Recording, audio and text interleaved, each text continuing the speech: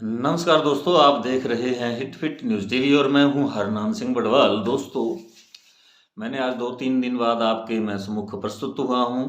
तो दोस्तों, मैं कुछ अपने निजी कारणों के कारण मैं आपके सम्मुख हाजिर नहीं हो सका, इसलिए मैं आपसे क्षमा का याचक हूं।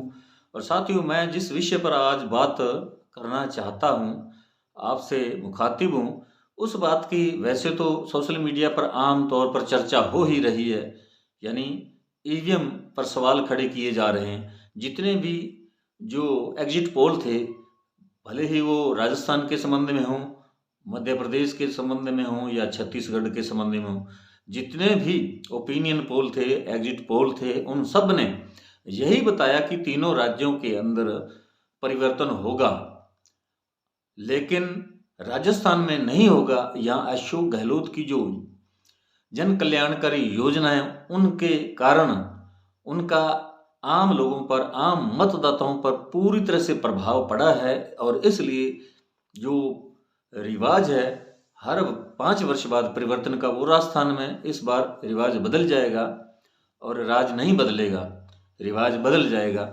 तो ये बातें चल रही थी। आम एग्जिट पोल जो थे वो भी इसी प्रकार के सर्वे दिखा रहे थे कि राजस्थान के अंदर गहलोत की सरकार, कांग्रेस की सरकार पुनः रिपीट होगी और छत्तीसगढ़ के अंदर भी भूपेश बघेल की सरकार पुनः सत्ता में आएगी, क्योंकि दोनों ही राज्य में कांग्रेस की सरकार थी और जो जन कल्याणकारी योजनाएं हैं कांग्रेस द्वारा लॉन्च की गई हैं, आम जन को उनसे बहुत फायदा मिल रहा है। राजस्थान के अंदर जो चिरंजीवी योजना है, उसमें 25 लाख का स्वास्थ्य जीवन बीमा योजना के अंतर्गत मिलने वाला था हर पेशेंट को, मरीज को। तो इसलिए ऐसे ही कयास भी लगाए जा रहे थे। हर किसी के जबान पर केवल एक ही नाम था कि राजस्थान और छत्तीसगढ़ में तो कांग्रेस पुनः रिपीट होगी, लेकिन मध्य प्रदेश, जहां 18 वर्षों से लगातार मध्य प्रदेश में भाजपा की सरकार शिवराज सिंह चौहान के नेतृत्व में चल रही है, उसमें इस बार परिवर्तन होगा। हो तो पिछली बार भी गया था, 2018 के अंदर कमलनाथ वहां के मुख्यमंत्री भी बन चुके थे, लेकिन 18 महीनों के बाद हॉर्स ट्रेडिंग के जरिए जो ज्योतिरादित्य सिंधिया है, उन्होंने सरकार गिरा दी। 20 विधायक वो लेकर कांग्रेस के और भाजपा के अंदर शामिल हो गए, और ये सब जग जाहिर है, हर किसी को पता है। लेकिन इस बार पूरी तरह से जितने भी एग्जिट पोल थे, ओपिनियन पोल थे, सब यही बात बता रहे थे। जितने भी सोशल मीडिया के जो भी पत्रकार हैं, जो भी हमारे जो पुराने पत्रकार थे, जो अनुभवी पत्रकार थे, वो भी कह रहे थे कि मध्य प्रदेश के अंदर पिछली बार परिवर्तन हुआ था, सरकार बदल चुकी थी, कमलनाथ के नेतृत्व में सरकार बनी थी, और इस बार तो निश्चित तौर पर, क्योंकि महंगाई का मुद्दा है सबसे बड़ा, और उससे भी बड़ा भ्रष्टाचार का मुद्दा है, व्यापम घोटाले का मुद्दा है, बेरोजगारी, महंगाई, उज्ज्वला गैस सिलेंडर है, उनके अंदर जो इतने दाम बढ़ चुके थे। तो इस प्रकार ये महंगाई के, बेरोजगारी के, ये बहुत ही बड़े मुद्दे थे, और इसलिए लोगों का, मीडिया का, सोशल मीडिया का, पत्रकारों का, एग्जिट पोल का, ओपिनियन पोल, सब यही कह रहे थे कि मध्य प्रदेश के अंदर भी परिवर्तन होगा, इस बार कांग्रेस आएगी। यानी मध्य प्रदेश, छत्तीसगढ़, राजस्थान के अंदर पुनः भी कांग्रेस की सरकार आएगी। तेलंगाना का तो सबको मालूम था कि कांग्रेस की वहां सरकार ही आएगी, लेकिन यहाँ जो थे एग्जिट पोल, उनके आधार पर ये सब कयास लगाए जा रहे थे कि यहाँ सरकार कांग्रेस की आएगी। लेकिन जब मध्य प्रदेश के अंदर जो परिणाम आए, वो बड़े ही चौंकाने वाले थे। हर कोई हतप्रभ रह गया कि ये क्या हो गया। जो भी बड़े बड़े अनुभवी पत्रकार थे, वो भी हैरान थे कि ये क्या हो गया, ये कैसा चमत्कार हो गया। पिछली बार कांग्रेस की यहाँ सरकार आई थी, और इस प्रकार जो पोस्टल बैलेट थे, उनकी जब गिनती शुरू हुई, उनकी काउंटिंग हुई, तो उनमें भी कांग्रेस आगे थी, बढ़त में थी। लेकिन जब ईवीएम मशीनें खुली, तब अचानक ही पासा पलट गया और कांग्रेस पिछड़ती ही गई। और मध्य प्रदेश के अंदर, जैसा कि 1-2 ऐसे टीवी चैनल थे, बड़े चैनल थे, उन्होंने, और उनके जो एग्जिट पोल थे, उन्होंने अचानक से धमाका कर दिया। वो बोले कि मध्य प्रदेश के अंदर भाजपा को पुनः सरकार भाजपा की बनेगी और 162 सीटें मिलेंगी। तो बिल्कुल वो एकदम सटीक भविष्यवाणी की गई थी। जो एग्जिट पोल थे वो जैसा कि माना जा रहा है कि वो भाजपा के द्वारा ही इस प्रकार की ये जानबूझकर ये अफवाह और ये एग्जिट पोल के जो परिणाम थे ये बिल्कुल वायरल इसीलिए किए गए थे क्योंकि ये ईवीएम मशीनों के अंदर कोई ना कोई तकनीक के अंदर कोई गड़बड़ की गई थी और इसलिए ये भाजपा वहाँ जीती है। वरना जो भी मतदाता है वो भी कह रहे थे कि जब आम लोगों से बाद में चुनाव के बाद परिणामों के बाद जब ये सब बातें की गई तब उन्होंने भी कहा कि हमने वोट तो कांग्रेस को किया लेकिन भाजपा की जिसकी बिल्कुल तनक भी उम्मीद नहीं थी कि वो फिर से जीतेगी, सत्ता में आएगी, ऐसा किसी ने भी नहीं सोचा था। लेकिन ये तो बिल्कुल गजब हो गया। तो अब ये तो बात हो गई, सब मान रहे हैं कि ये कैसे हो गया। लेकिन जो बीच का जो राज है ईवीएम का जो है, ईवीएम पे सब जो विपक्षी दल हैं वो भी कह रहे हैं कि ईवीएम के साथ छेड़छाड़ की गई है। बगैर ईवीएम के छेड़छाड़ के कतई भाजपा वहां नहीं जीत सकती थी मध्य प्रदेश के अंदर। राजस्थान की बात अलग है। राजस्थान के अंदर तो 5-5 साल का ट्रेंड चला आ रहा है, पीछे से रिवाज चला आ रहा है। 5 वर्ष बाद यहाँ कभी भाजपा कभी कांग्रेस बारी बारी से सत्ता में आती रही हैं और छत्तीसगढ़ में पहले भाजपा रही फिर कांग्रेस आई तो इस बार वहां परिवर्तन हो गया। लेकिन मध्य प्रदेश पर सब लोगों जो है वो बिल्कुल बड़ी तरह से आश्चर्य कर रहे हैं और हतप्रभ हैरान है कि वहाँ तो बिल्कुल 18 वर्षों से बीते जो 18 वर्ष उसमें महंगाई भी और बेरोजगार भी ये दो बहुत बड़े मुद्दे हैं। और तीसरा भ्रष्टाचार का जो एक अहम मुद्दा है, व्यापम घोटाला एक जग जाहिर बात है। उसमें कितने ही लोगों के मर्डर भी हुए, उनके मर्डर हुए या उनको मारा गया या किस प्रकार वो मौतें हुई जिन पर जो गवाह थे वो कभी मारे गए या जो मुलजिम थे वो मारे गए। तो बात सामने स्पष्ट तौर पर निकल कर सामने नहीं आई। वो संशय अभी तक ज्यों का त्यों बना हुआ है। लेकिन भाजपा की अब फिर से जब सरकार बनी 163 सीटें लेकर एक बहुत बड़ा बहुमत उनको मिला तो ये बिल्कुल अचंभे की बात है। और अब जो नई जो बात सामने निकल कर आ रही है उसके मायने भी इसी प्रकार से निकाले जा रहे हैं। क्योंकि चुनावों के बाद जैसा कि सब कह रहे थे कि मध्य प्रदेश के अंदर शिवराज सिंह चौहान लगातार मुख्यमंत्री पद पर बने रहे और इस बार लाडली बहना जो उनकी योजना चलाई गई थी उसी के कारण ही वहां भाजपा को जीत मिली है। और कहीं ना कहीं जो शिवराज सिंह चौहान उनके मुंह से भी कई बार इस प्रकार की जो है एक क्रोधित स्वर में बातें भी निकलकर सामने आई। ऐसा लग रहा था कि चुनाव के बाद अगर उन्हें मुख्यमंत्री नहीं बनाया गया तो कोई ना कोई खेला जरूर करेंगे, वहां भाजपा की सरकार को गिराने का काम करेंगे। तो ऐसा कुछ भी नहीं हुआ। बिल्कुल जो शिवराज सिंह चौहान है उन्होंने मोहन यादव जो मुख्यमंत्री जो नए नवेले मुख्यमंत्री बने हैं उनके सिर पर भी हाथ रखा, उन्हें आशीर्वाद दिया। और वैसा ही यहाँ राजस्थान के भी वही खेला हुआ।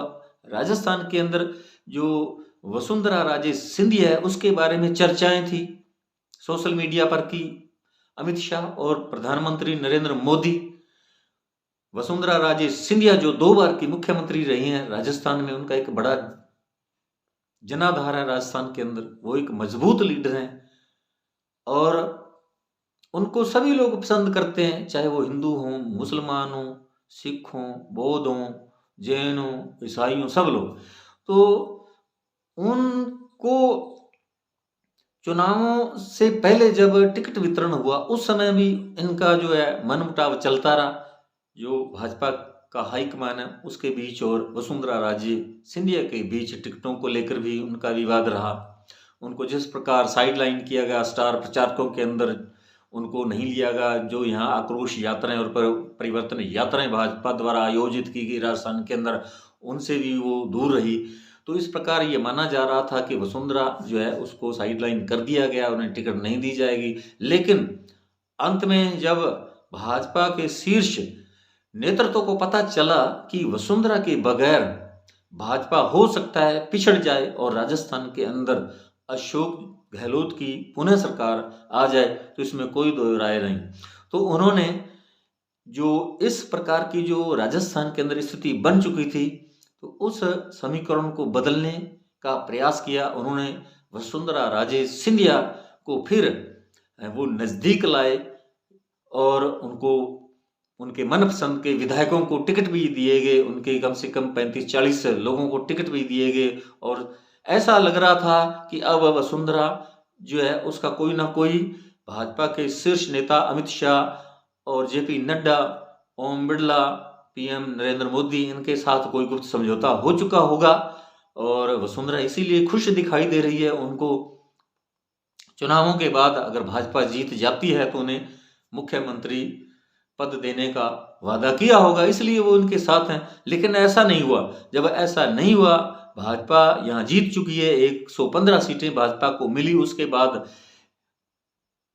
चर्चाओं का बाजार गर्म था। लोग यही कह रहे थे, वही शिवराज सिंह चौहान वाली बात, कि वहां भी विद्रोह करेंगे शिवराज सिंह चौहान, वो कदापि सहन नहीं करेंगे और चुनावों के बाद अगर उनको मुख्यमंत्री नहीं बनाया गया तो वो कोई ना कोई खेला करेंगे। वही सेम बातें राजस्थान के अंदर भी चर्चा में थी, मीडिया के अंदर, सोशल मीडिया के अंदर इसी प्रकार की बातें हो रही थी। जो अनुभवी पत्रकार हैं, जो सोशल मीडिया के पत्रकार हैं, तो आम वो यही कयास लगा रहे थे, कल्पना कर रहे थे कि वसुंधरा राजे जो है अब उनके खेमे के विधायक भी जीत चुके हैं और अगर उनको मुख्यमंत्री नहीं बनाया गया तो वो सरकार भाजपा की नहीं बनने देंगी।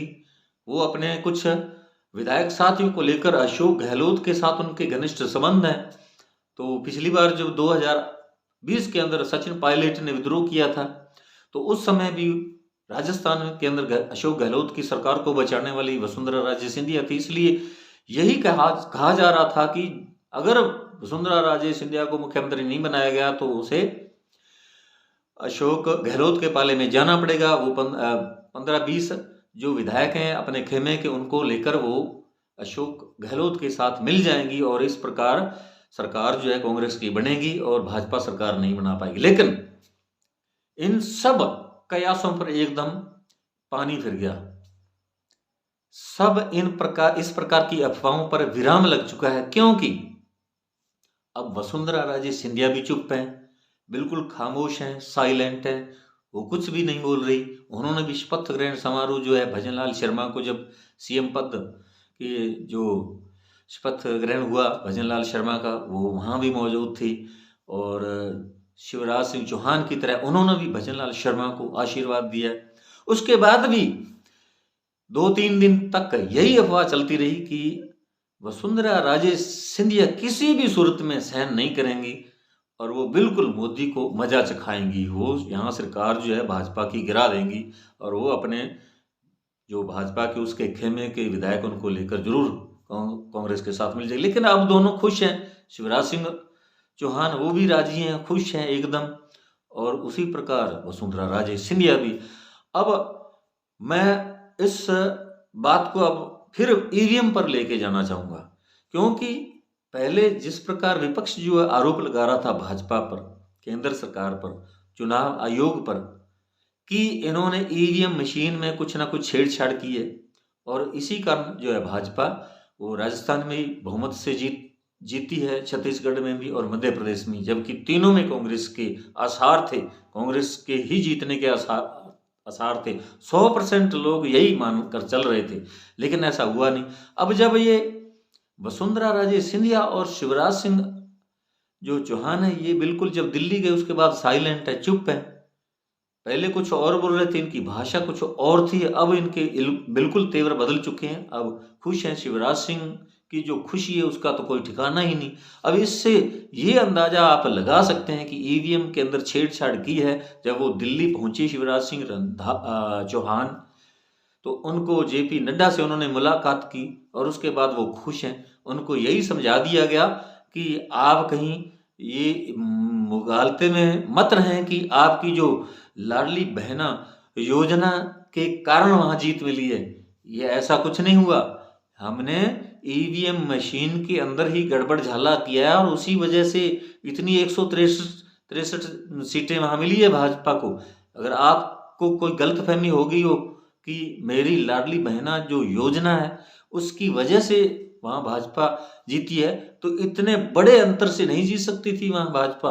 163 सीटें जो मिली हैं भाजपा को, आपके बलबूते वहाँ नहीं मिली हैं। ये सारा करिश्मा ये ईवीएम मशीन का है, उसके अंदर हमने ये गड़बड़ किया है, इसलिए वहाँ जीत मिली है।